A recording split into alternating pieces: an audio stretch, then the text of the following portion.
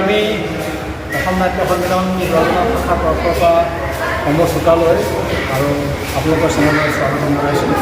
আমাৰ প্ৰত্যেক বছৰে অসম নাট্য সন্মিলন জগন্নাথ শাখা তৰফৰ পৰা আমি শিশু কৰ্মশালা নাটকৰ কৰ্মশালা পাতি আহিছোঁ। এই বছৰ আমাৰ প্ৰায় আমি ২৭টা বছৰ ইতিমধ্যে উদ্বোধন কৰিছোঁ আৰু বিভিন্ন শিশু নাটকৰ লগত জড়িত নাট্যকৰ্মী আমি তৈয়াৰ কৰাৰ চেষ্টা কৰিছোঁ আৰু এই বছৰো আমাৰ প্ৰায় ৭০টা 73জন ল'ৰা ছোৱালীয়ে এই নাটকৰ কৰ্মশালাখনত অংশগ্ৰহণ কৰিছিলে।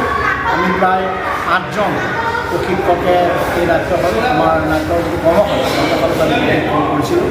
আমাৰ শ্ৰদ্ধা ধৰ্মেন্দ্ৰ নাম আছে, দীপাংকৰ নাম আছে, কিশোৰ কুমাৰ নাম আছে, আৰু গুৱাহাটী কলেজ আহিছিলে, তাৰপিছত আপোনাৰ ভূপেন নাম আছে, মই নিজে আছোঁ। আৰু আজি কেইখন নাটক হৈছে?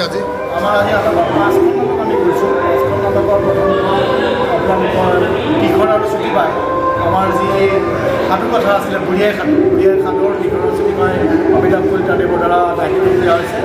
দ্বিতীয়খন আছে আপোনালোকৰ কিশোৰ কুমাৰ নাথৰ গোবৰ্ধন পাল, সেইখন ইতিমধ্যে আমাৰ হৈ গৈছে। আৰু তৃতীয়খন আমাৰ হ'ব তেজীমলা সাধুৰ ওপৰত দিলীপ কুমাৰ নাথে দায়িত্ব দিছে, তেখেতে সম্পূৰ্ণ কৰিছে।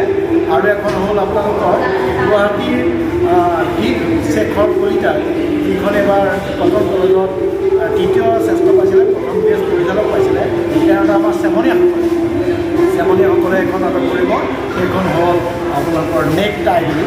আমাৰ 7জন ছাত্ৰ ছাত্ৰীয়ে তাত অংশগ্ৰহণ কৰিব। আমাৰ যিটো আগৰ শাখা আছিল, তাৰমানে আমাৰ পুৰণা যিখিনি ছাত্ৰ ছাত্ৰী আছিলে সেই ছাত্ৰ ছাত্ৰীসকলৰ দ্বাৰা এই তৃতীয়খন নাটক আমি ইয়াতে মঞ্চস্থ কৰা হৈছোঁ। ইতিমধ্যে আমাৰ 3খন নাটক শেষ কৰিছোঁ। আমি দৰ্শকৰ যথেষ্ট সঁহাৰি পাইছোঁ আৰু আমাৰ এটাই সদায় চেষ্টা কৰি আহিছোঁ বিহগুৰিত বিশেষকৈ আমি যাতে নতুন নাটকৰ নাট্যকৰ্মী যাক কয় তাক আমি তৈয়াৰ কৰিব পাৰোঁ। আমাৰ ইয়াৰ পৰা মোটামুটি 70জন ছাত্ৰ ছাত্ৰীয়ে সম্পূৰ্ণৰূপে 21দিনীয়া প্ৰশিক্ষণটো